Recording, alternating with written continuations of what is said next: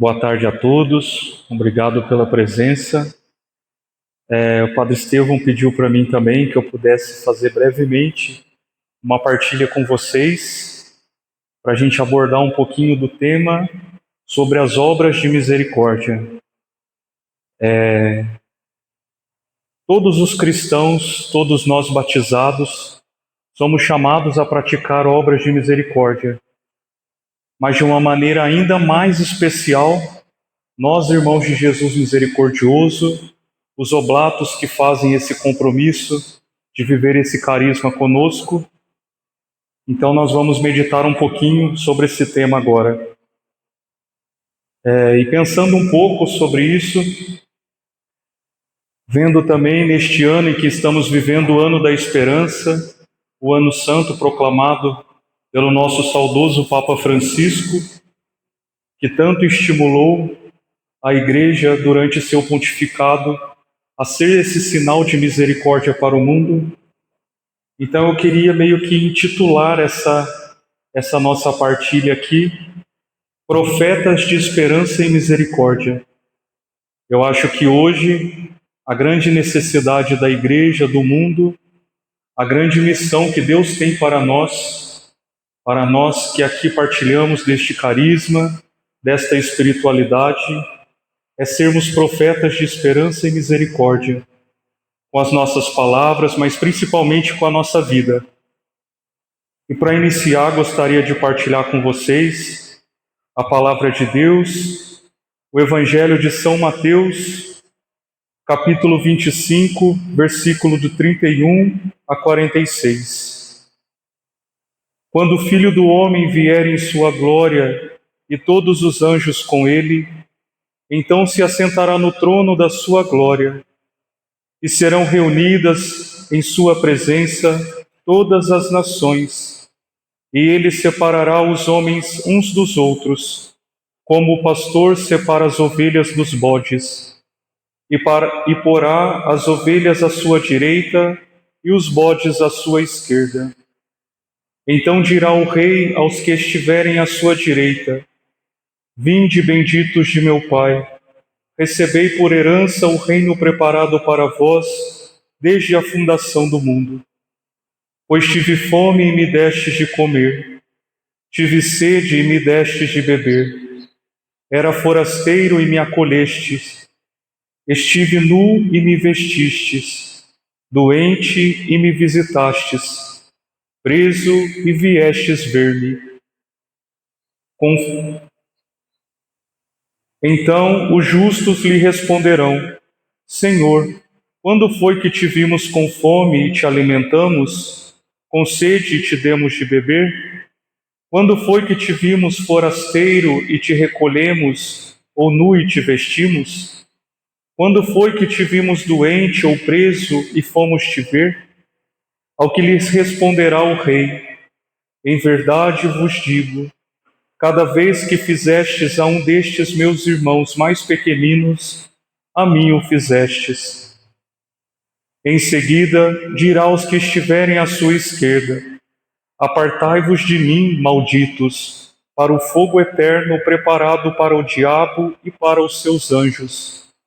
Porque tive fome e não me destes de comer, tive sede e não me destes de beber, fui forasteiro e não me recolheste, estive nu e não me vestiste, doente e preso e não me visitastes.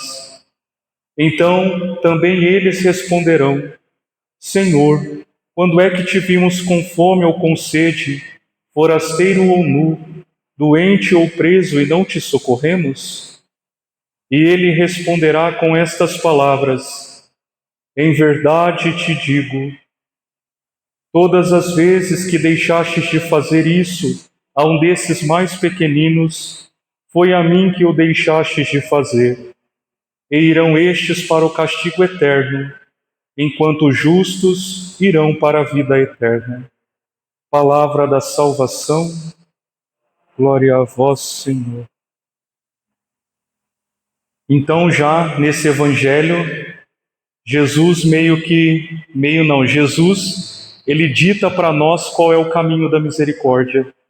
qual é o exemplo que nós devemos seguir, qual é a missão que um cristão batizado é chamado a viver de maneira especial. Nós que por voto abraçamos este carisma, os oblatos que aqui estão presentes, que também por um compromisso abraçar essa espiritualidade.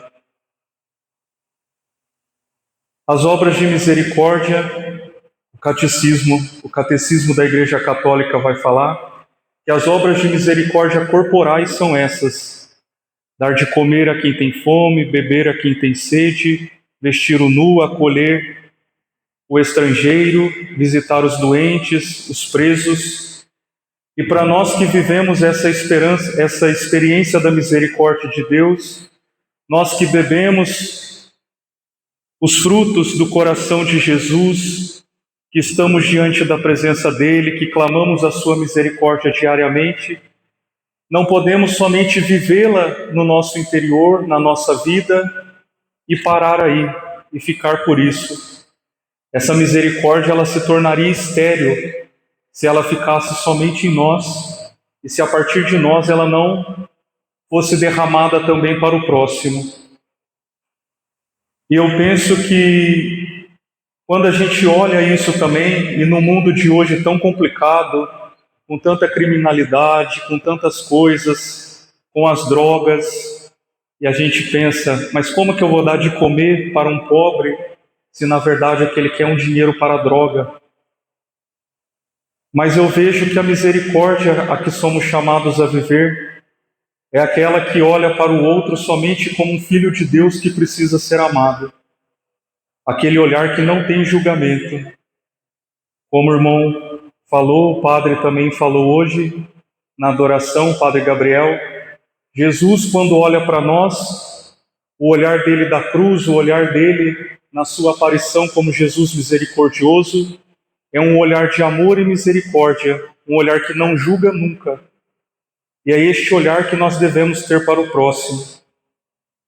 E não é com grandes coisas que nós vamos mudar o mundo, mas pensando numa comparação, quando se tem ali uma grande lagoa e chega aquele menino que taca a pedra na água, e sabe jogar a pedra daquela forma que a pedra dá umas três quicadas na água até afundar, e aquilo vai levantando pequenas ondas na lagoa, até um certo ponto que no fim, quando a pedra afunda, aquela onda toma toda a lagoa, ela meio que mexe com toda a água.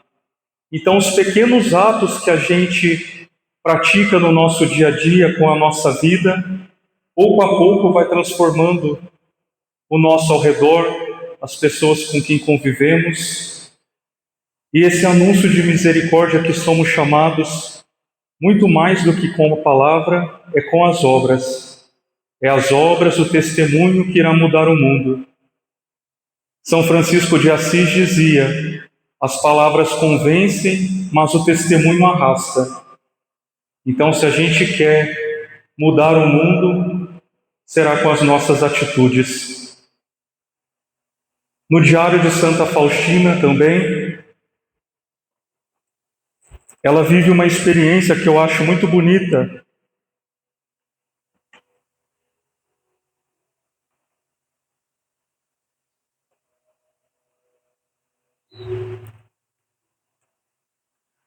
No parágrafo 1312, Jesus veio hoje à portaria na figura de um jovem pobre.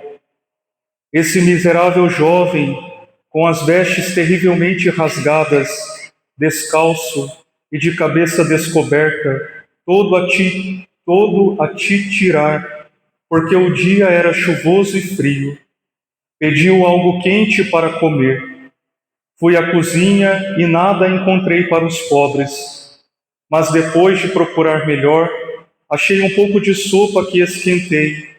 Ajuntei um pedaço de pão e ofereci ao pobre, que a tomou. No momento em que ele estava me entregando o prato, permitiu-me a conhecer que era o Senhor do céu e da terra.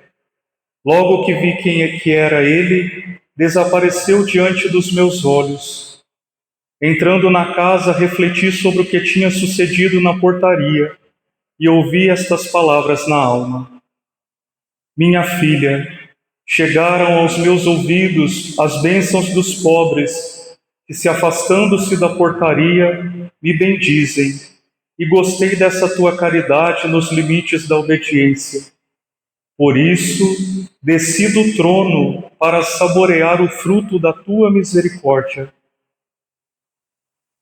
Então, esse testemunho de Santa Faustina, eu vejo que é algo muito forte, porque todos os pobres que ela ajudava ali na portaria do seu convento, que vinha pedir alguma esmola, os pobres agradecidos pela caridade, pelo amor dela, bendiziam a Deus.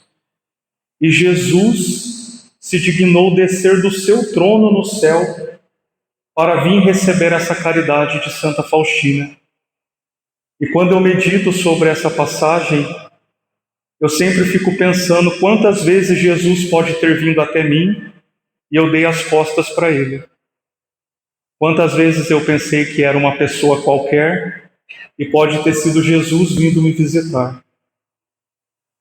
Então nós somos chamados pelo nosso batismo, pela nossa espiritualidade, por nós que desejamos tanto nos assemelhar a esse coração misericordioso de Jesus, a ter um olhar de misericórdia, de caridade, principalmente com os nossos irmãos que sofrem.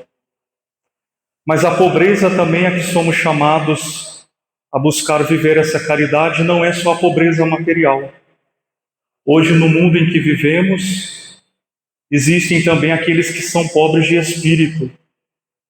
A gente aqui no mosteiro vivencia isso diariamente. Pessoas que às vezes são até ricas, mas que chegam com suas vidas destruídas, seus corações despedaçados.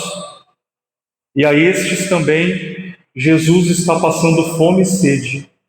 E também a estes nós somos chamados a alimentá-los, a saciar sua sede. Então, obra de misericórdia também é isso.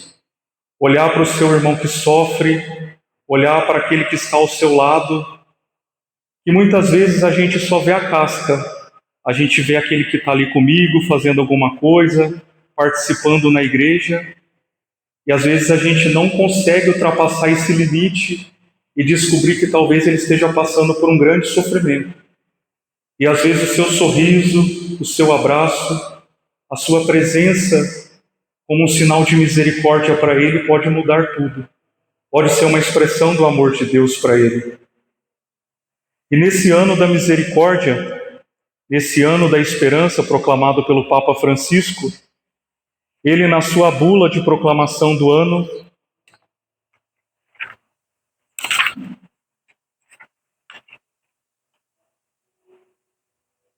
ele fala que nós devemos ser sinais de esperança para o mundo. O Beato Miguel Sopótico, ele fala que a misericórdia está totalmente ligada à virtude da esperança. Uma pessoa sem esperança, ela não consegue alcançar a misericórdia.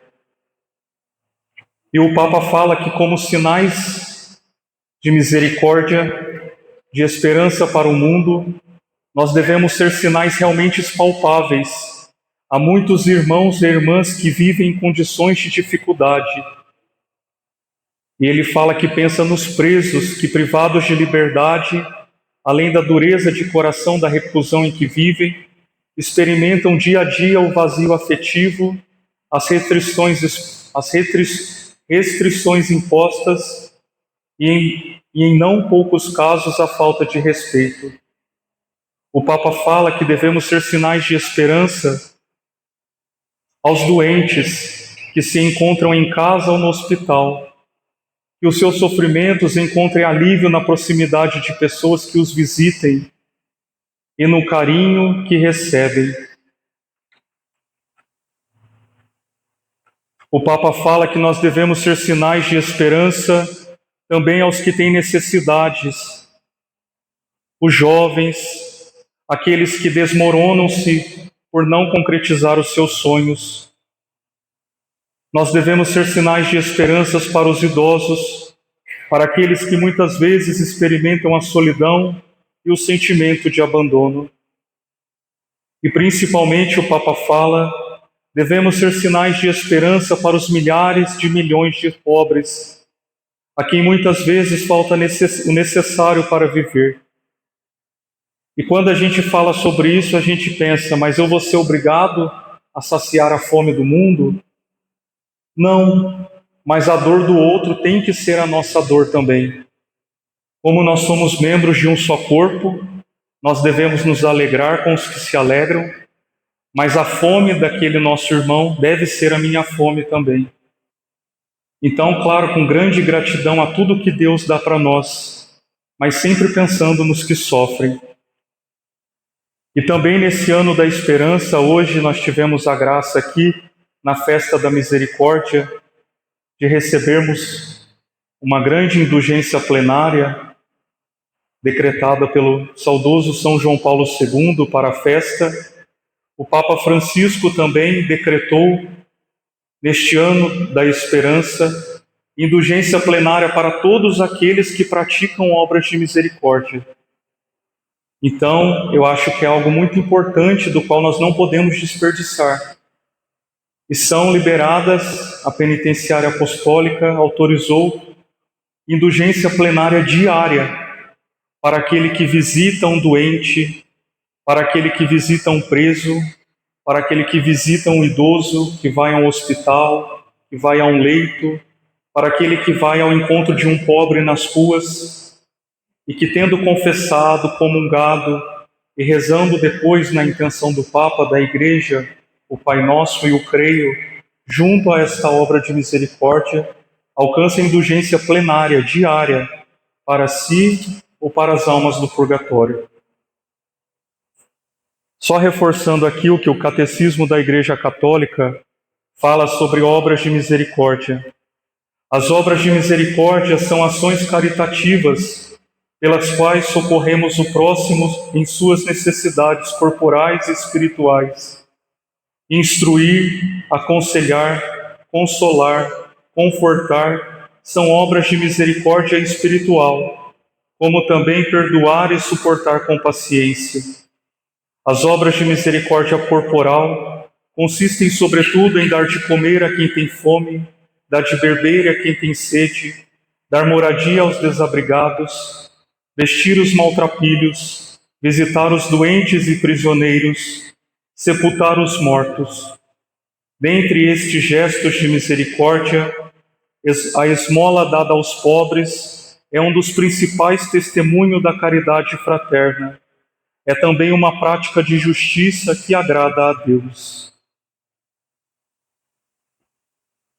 Então, a gente vê naquela passagem do Evangelho que meditamos no início, que essa vivência da obra de misericórdia, ela é de uma importância tremenda, porque Jesus fala que quem não fez a um dos pequeninos foi a ele que não fez, e para estes está preparado o castigo eterno. Então, muitas vezes a gente vê toda a palavra de Deus, a parte bonita, e toma posse para a nossa vida, mas é preciso a gente meditar nessas partes pesadas também. Se essa misericórdia que a gente tanto fala, que a gente tanto venera, se a gente não viver ela na prática do nosso dia a dia para com o próximo, corremos o risco de, depois de tudo isso, ganharmos o castigo eterno. Porque São Tiago já fala que a fé sem obras é morta. Então, uma vida em Deus de oração, de entrega, de igreja, se ela não se traduz em obras concretas no nosso dia a dia, é uma fé estéril. É uma fé que para Deus talvez não tenha valor. Então, esse amor que nós temos por Deus e que nós recebemos de Deus, ele precisa ser manifestado na vida do próximo. Santa Teresa de Calcutá, Jesus disse a ela: tenho sede e desejo que você sacie minha sede nos mais pobres entre os pobres. E Santa Teresa saiu então de um convento de clausura e foi para as periferias da Índia saciar a sede de Jesus. Ela não olhava um pobre como uma pessoa, ela não olhava um marginal como um bandido, Ela só via no próximo o Cristo que tinha sede e encarou prontamente a sua missão, saciar a sede de Jesus no próximo. Então, eu gostaria que todos que estão aqui presentes, mas de uma maneira especial aos que são oblatos, que abraçassem verdadeiramente esse propósito, essa espiritualidade de ser ícone da misericórdia para o mundo. A gente reza tanto isso, a gente fala entre nós, a gente pede sempre essa graça, Senhor, que sejamos ícones vivos da Tua misericórdia para o mundo. E é por isso que nós, irmãos de Jesus misericordioso, no nosso hábito, nós carregamos o quadro de Jesus para mostrar Ele, mas também nós, a nossa vida tem que ser esse quadro vivo, o Cristo misericordioso. E se não for no acolhimento, na caridade, no amor, a gente vai ser qualquer coisa, seremos homens fantasiados, mas nós não seremos nunca esse ícone vivo de Jesus. Então, meus irmãos, eu convido a todos vocês a hoje fazer um propósito verdadeiro, firme no coração, de no seu dia a dia, ainda hoje temos aí a parte da tarde, o finalzinho da tarde, a noite, e Deus sempre proporciona em nossas vidas oportunidades de praticarmos essas obras de misericórdia. É o irmão João Batista que talvez vai ter que recolher alguma coisa e está cansado. Eu também estou cansado, mas eu posso ir pegar para ele. É um irmão que eu olho lá de cabeça baixa e eu vou lá e falo, muito obrigado por sua presença, e dá um sorriso. Pequenos gestos. Deus não espera de nós grandes milagres. Como Dom Luiz falou hoje na sua homilia na missa, falando sobre o perdão, que é uma obra de misericórdia espiritual. E ele disse que o milagre de se perdoar é um milagre maior do que ressuscitar um morto. Jesus, na sua última ceia com os apóstolos, disse, ao lavar os pés dos seus discípulos, nisto saberão que sois meus discípulos, se vos amardes uns aos outros, como eu vos amei. E o testemunho de Cristo neste mundo foi esse. Ele nasceu pobre, numa manjedoura, sem nada. Durante a sua vida pública, ele não teve aonde reclinar a cabeça. E na cruz, expressão maior do seu amor e da sua pobreza, ele morreu nu. Então, ser pobre não significa que você não possa ter bens materiais. Mas ser pobre é ter um coração desapegado. Ser pobre é ter um coração que sabe olhar para o outro. E não tem apego nas coisas nem em si mesmo. Não é voltado somente para o seu ego, mas tem um coração que sabe olhar para o irmão. Então sigamos este exemplo que Jesus nos deixou durante a sua vida aqui na terra. Em todo o Evangelho, todo o relato do Evangelho, nós vemos que Jesus foi atrás dos doentes, dos coxos, dos leprosos, dos cegos, dos marginalizados, dos pecadores. Quando ele chamou Mateus, era um homem corrupto, que roubava dinheiro do seu povo judeu para o Império Romano. E Jesus o escolheu para ser o seu apóstolo e depois um grande evangelista. E quando Jesus o chamou, foi jantar com ele na casa dele, junto com os cobradores de impostos. E no Evangelho, no estudo teológico, a gente vê que esse ato de refeição é um ato de comunhão. Jesus, a comunhão de Deus para com o povo era tão somente para com o povo judeu. Era como que um círculo ali, onde somente o povo judeu estava dentro daquela aliança. O resto dos povos, os pagãos, os pecadores, os judeus que romperam a tradição pecando, como Mateus, por exemplo, eles estavam todos fora dessa aliança. Somente o povo escolhido que vivia a lei de Moisés, que observava os mandamentos e as regras e leis que eles tinham em abundância, estavam dentro dessa aliança. Mas Jesus, quando veio, o Cristo misericordioso, quando se encarnou, ele rompeu essa aliança e abraçou todos os povos. Ele abriu essa aliança de amor para os pecadores. E hoje nós somos chamados a viver isso. Corremos o risco de, na nossa soberba, nos fecharmos no nosso grupo, no nosso grupinho de religiosos, de pessoas que estão na igreja, daqueles que seguem os mandamentos, daqueles que estão na missa, comungando, e esquecemos que Jesus, após a ressurreição, nós ouvimos durante toda essa semana, nos Atos dos Apóstolos, após ele aparecer para os seus discípulos, ele diz: ide e anunciai o Evangelho a todos os povos. E a esse a todos os povos, os apóstolos foram atrás dos pecadores que se converteram. E o chamado de Deus, o chamado de Jesus para nós hoje é esse: irmos ao encontro do próximo, não ficarmos presos em nós mesmos, mas transbordar para toda a humanidade essa misericórdia de Deus que nós provamos e experimentamos a cada dia. Não caiamos no erro de tornar esse amor e essa misericórdia estéril em nossa vida. Nós devemos ser canais de graça.